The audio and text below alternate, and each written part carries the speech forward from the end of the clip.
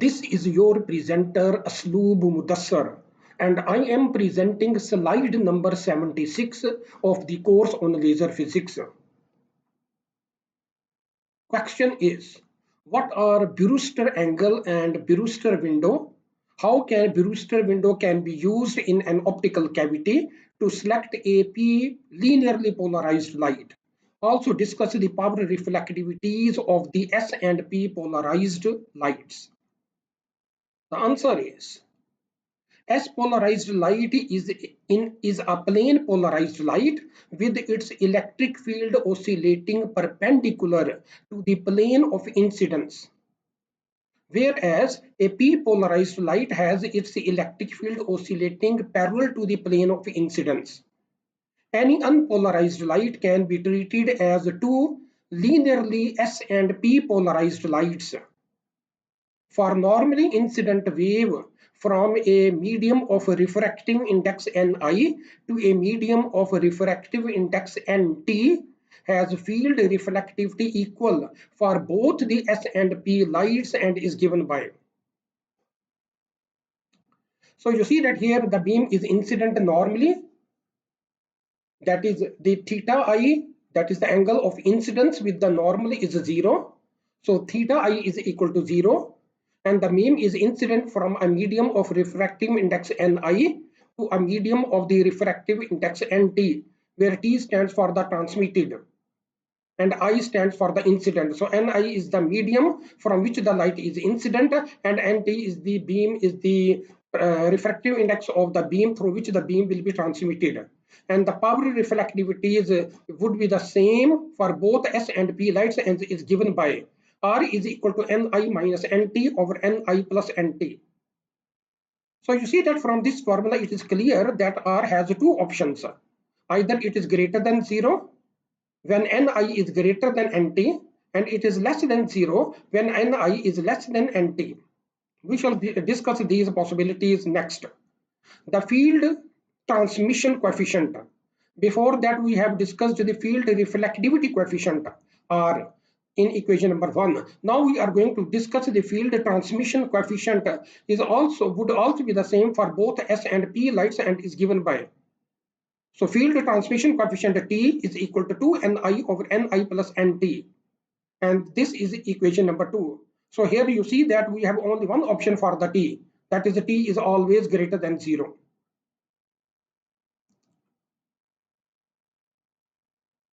So if Nt is greater than Ni, for example, in this case, Nt is greater than Ni or Ni is less than Nt, then of course R will be less than 0. That is R will be negative. That is, the reflected field undergoes a pi phase shift with respect to the incident wave. So simply is that if the beam is incident from a rare medium to a denser medium, then of course the reflected wave will undergo a phase shift of pi. This is what is stated over here. That is, if Ni is less than Nt, then R will be less than 0. That is, the reflected field undergoes a pi phase shift with respect to the incident wave. Here we are talking about the reflected wave beam, not the transmitted field. But if Ni is greater than Nt, R will be greater than 0 and there will be no phase shift in the reflected beam with respect to the incident beam. That is, now if the beam is incident from a denser medium to a lighter medium, having respectively the refractive index greater than from the incident beam to the index of refraction in comparison with the reflected beam, then of course there will be no phase shift in the reflected beam. So if the beam is incident from a denser medium to a rare medium, the reflected beam in that scenario will have no phase shift, because R will be greater than 0 in this case.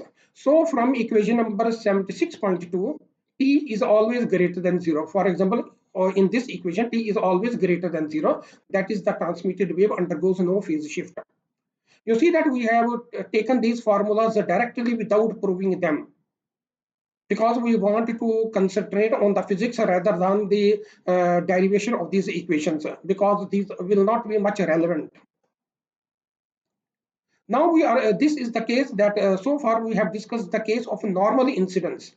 That is when the beam is traveling normal to the surface, that is along the normal line capital N. So here we are, for example, for a non-incidence, for a non-normal incidence where theta I is not equal to 0, that is light makes some angle theta I with the normal, the field reflectivity and the transmittivity depend on theta I, and the polarization of the incident beam in a complex fashion. Plot of a power reflectivity, that is the square of a field reflectivity, versus the angle of incidence for the S and P polarization is shown in figure number 76.1. From the figure, it is obvious that the power reflectivity for the p-polarized light is 0 at a certain angle known as the polarizing angle theta p, or the Brewster angle theta b. So let me discuss that diagram. So you see that this is the diagram that we are just talked about. It has a caption, plot of a power reflectivity versus the angle of incidence for the S and P polarized lights, and the angle is given in degrees. So we are plotting the power reflectivity along the vertical directions and the theta in degrees along the horizontal direction. The plot has two curves, one for the S polarization and the other for the P polarization. And look at the magnitudes of the S polarization with the degrees. When the angle with the incident beam with the normal is increasing, for the incident beam, the S polarization is keep on increasing in the reflected beam. But look at the P polarization state. When the angle is increasing from the zero angle, that is from the normal, you increase the angle, what will happen? The P polarization value is decreasing in the reflected beam. That is, the magnitude of the P polarization beam will decrease, and it becomes zero at certain angle around 60 degree. So this is the angle which we call as the Brewster angle. At this angle, the reflected beam contains no polarization, and only the S polarized beam will be available. And beyond that, if you increase the angle further, of course, the P polarization will also be present. So you have an unpolarized light which is incident on a medium, and outside that medium you have a denser medium, and the light is incident from a rare medium, and the unpolarized light can be treated as a combination of S polarization and the P polarization. So the incident beam contains S polarization and the P polarization. So when that incident beam is incident on the medium, then the reflected beam contains P polarization state and the S polarization states. But you see that their states will change according to the angle of incidence. So if you increase the angle of incidence, then the S polarization states will keep on increasing in the reflected beam. But you see that the P polarization state will decrease, and the P polarization beam will vanish out from the reflected beam at an angle which we call it theta b, the Brewster angle, and beyond that angle, the P polarization state will also appear in the reflected beam. Thus, the P light vanishes in the reflected beam when the angle of incidence becomes equal to the Brewster angle. And theta I is equal to theta b, that is when the incident angle is, that is when the incident beam is incident at an angle theta I is equal to theta b, the refracted beam becomes partially polarized. That is, it has a stronger P component and a weaker S component.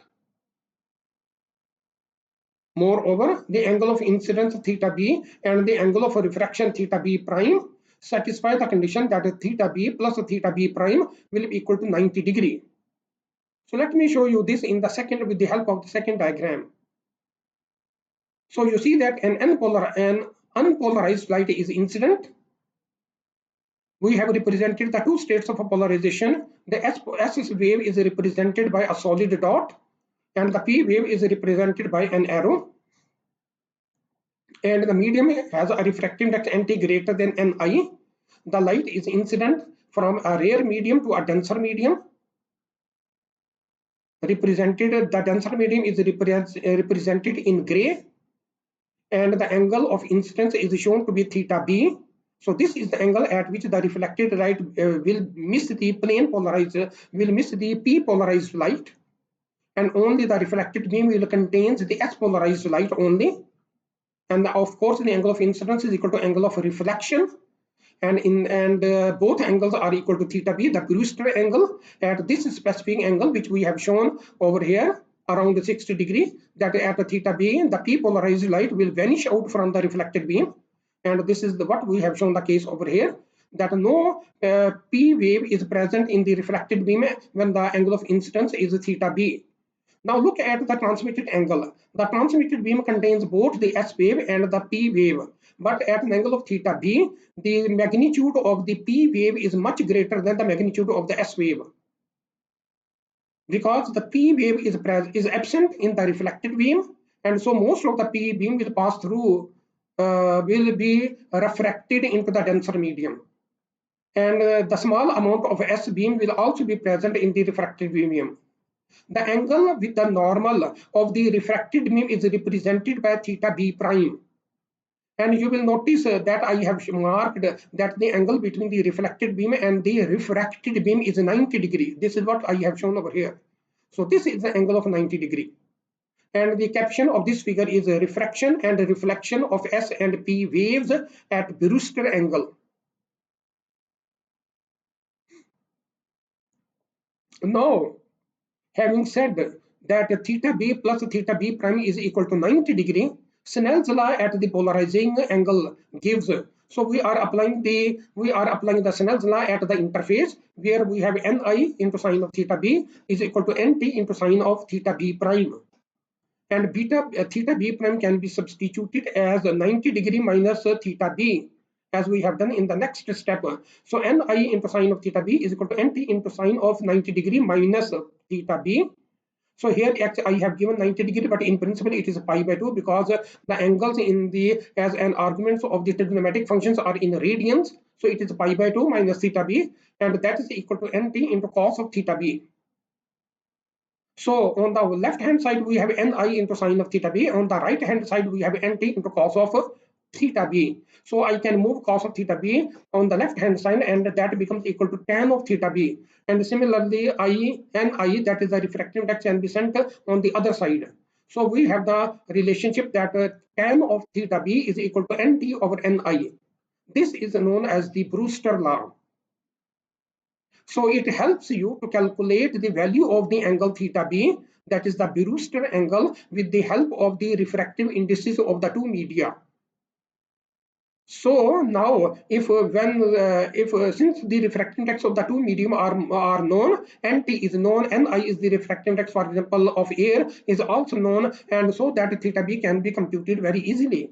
So if you now make the incident beam to be incident at an angle theta b, then of course the reflected beam the reflected beam will only contain S wave and not the P wave. So this is S polarized beam in the reflection. And in the transmission you have a partially polarized beam which contains most of the part consists of the p polarized beam, and some part also contains the s polarized beam. So we can say that the refracted beam is partially polarized, whereas the reflected beam is completely plane polarized, and the polarization state is S. Whereas in the refracted beam, the most of the beam is p polarized, and it also contains some part of the S polarization also. So you see that this is what we have calculated the angle theta b is equal to Nt over Ni.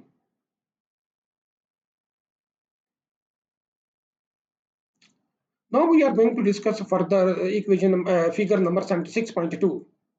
Figure 76.2 shows the reflected and refracted rays at Brewster angle. P polarized component is not present in the reflected beam. The angle between the reflected and the refracted beam is 90 degree. If the direction of the beam is reversed, that is the refracted beam in the figure in the figure 76.2 now becomes the incident beam, that is the refracted. If you reverse the direction, that is the refracted beam becomes the incident beam. The P component will again be absent in the reflected beam, provided the incident that provided the refracted beam is follows an angle of 90, an angle of incidence to be equal to the value of the Brewster angle. So you need to calculate the Brewster angle when the beam is incident in the from the denser medium. Then of course you need to calculate the Brewster angle again, and in that case the Brewster angle will be equal to Ni over Nt. That is the reciprocal, that is you need to change the order of the refractive indices. The Ni will now be present in the numerator and Nt will be present in the denominator if the beam incident from the denser medium to the rare medium. And again you see that in that case the reflected beam which will be inside the denser medium will not contain the p polarized beam, and only the s polarized beam will be present in the reflected beam.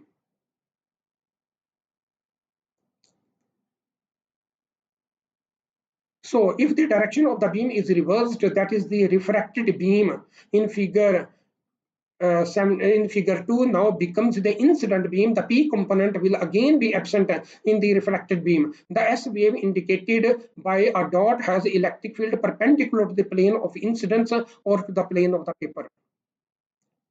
So you see that this P wave, which is represented by an arrow, is a wave which has an electric field at the plane of incidence, that is on the plane of the paper. And S wave has an electric field represented by the dot. It means that the electric field is perpendicular to the plane of the paper, or is perpendicular to the plane of incidence. If a glass plate is placed, now you see that we are talking about the laser cavity. And with respect to the laser cavity, we can see that how the Brewster window can be used, and what is Brewster window, and how this will help us to produce linearly polarized light from a laser beam. If a glass plate is placed in an optical cavity, for example, a laser cavity, for example, at an angle equal to the Brewster angle theta b to the incident beam close to an output coupler. Output coupler mean that the mirror which is used from which the laser beam is taken as an output beam, it is called output coupler. So if a glass plate is placed in an optical cavity, a laser cavity for example, at an angle equal to the Brewster angle theta b to the incident beam close to an output coupler, the plane parallel glass plate may be regarded as the Brewster window. And you know that the Brewster window is what we have shown in figure number 2. It is now acting as the Brewster window. You see that this Brewster window, when placed in the laser cavity, is placed in such a way that this refracted beam, when passed further out of this glass window, the output coupler is placed in such a way that it is that the beam, after passing through the window, glass window or the Brewster window, will be normally incident on the output coupler. So you see that this beam, which is in the denser medium, when will be transmitted further towards the rare medium, then of course the direction of this beam will be the same as the direction of the incident beam on this window. And you know that the output coupler of the laser cavity is placed in such a way that it is normal to this incident beam or the beam, or equivalently to the beam which is transmitted after the denser medium. So you see that now it means that the most of the light that is incident on the output coupler is the p polarized beam containing small amount of s state of the polarization. But you know that if the gain of the cavity is smaller for the s state of the polarization, which we are keep on blocking through the use of Brewster window, then of course the s wave will vanish out completely from the output beam, and the beam that will come out from the output coupler of the laser beam will be a p plane polarized beam.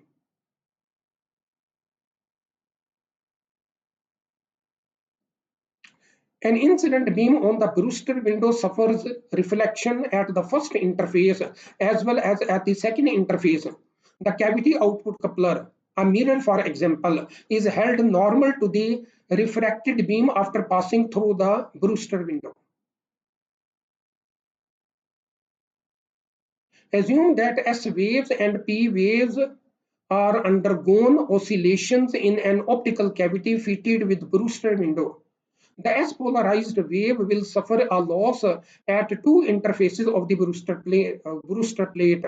And if the cavity gain is smaller than this loss, the S-polarized wave will be ultimately suppressed, and then only the P-polarized light will then oscillate within the cavity, because the refracted ray in the absence of S-polarized ray will be a perfectly P-polarized light.